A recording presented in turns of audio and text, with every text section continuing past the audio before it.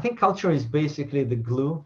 That's the DNA of the organization, how the organization ticks, what are the norms and behaviors by which the organization operates in. And culture is hard to change. How do you define transformation and change in business?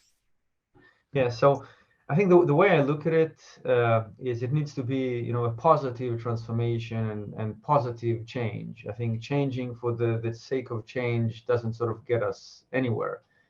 So if something is working, there's no necessarily need to fix it right away.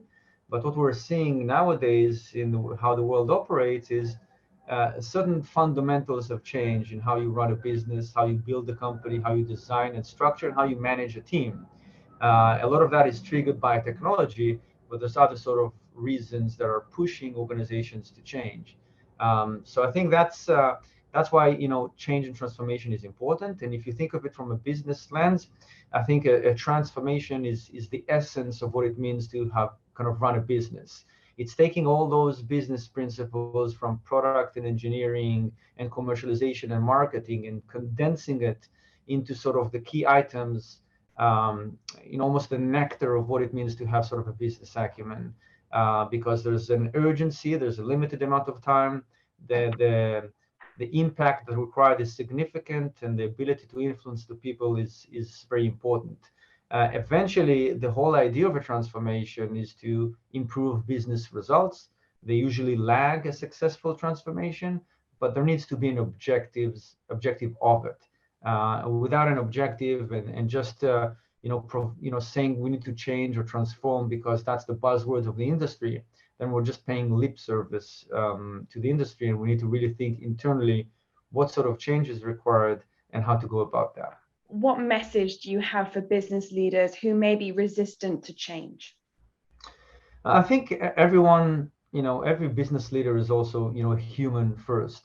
And as humans, on the one hand, we like change, but on the other hand, the brain likes predictability. Many times it likes to go into the path of least resistance.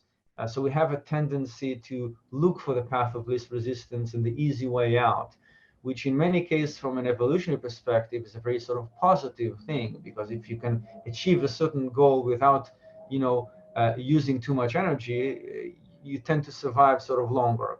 However, while that's very good in the short run, in the long term, you lose your edge. And it's the same thing with business. If you go for the short term, if you don't push yourself, if you don't challenge yourself mentally, and then eventually you're going to lose your edge, and you're going to find yourself as a person, as a business, and as a company, irrelevant as well. So the whole idea of why we need to change is, if I look at it from multiple pillars, first from the business perspective, then all the businesses want to avoid what we call the Kodak moment. Kodak was a very successful company, and obviously they missed completely on the digital camera transformation, not because they haven't thought about it, but because their culture internally was so bureaucratic and so filled with politics and egos that they couldn't make the right decision and follow through. So from a business perspective, it's really avoiding the Kodak moment and staying sort of relevant. From a technology perspective, it's also true to really stay relevant. Cloud is coming into play. The internet came about.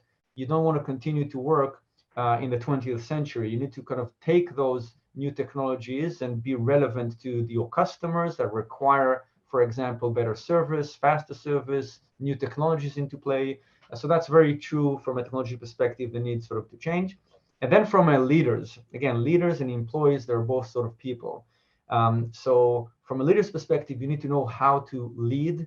Nowadays, post-pandemic, you need to know how to lead a remote sort of workforce, a virtual sort of workforce, have in a way that authority of influence from afar, which some leaders are not really comfortable with. And especially as we get sort of, older and live longer, then we'll have multiple careers. So it's always important to kind of stay on top of that and not find yourself irrelevant in a few years just because you hung up to practices that are no longer relevant from that perspective.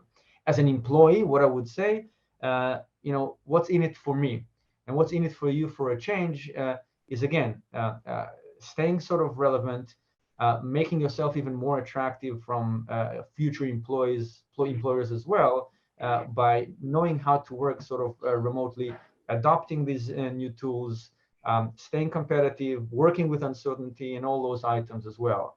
And when we bring the goal of the business and the company from a transformation perspective into the individual sort of incentive, that's how you align sort of incentive and ensure that any change you propose would stick, because it's organically understood by the people from a grassroots perspective, and everybody is, pointing in the right direction.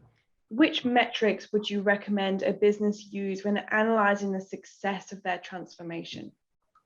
Yeah, it's quite a difficult thing sort of to deal with, because let's start from the end. The whole idea of a transformation is to improve, business results. So we need to figure out what are those business results that we want to focus on, and at what sort of time frame should we start measuring them to see a positive sort of change. And that doesn't necessarily need to be sort of revenue related. If we're building sort of a product, how, what's the quality of service of that product? How many bugs do we have with each sort of iterations and so on? And to start to see improvement in that. It really depends, as well as the business, what are the key metrics that we're looking on. I think back at Skype, when we did the transformation, we separated those into 4 pillars. Some of them were reach, how many connected users do we have, engagement, how many sort of active users, and how that improves as the transformation goes ahead. And then we had obviously the monetization, our conversion rate, our attach rate, how is that improving, how we're removing a lot of the noise from our PMs, making them sort of to take better decision making, and lastly, sort of sustainable sort of operation. And throughout those, I think one of the key things that's very hard to measure, but it's very sort of, you can feel it and sense it, and that's sort of culture.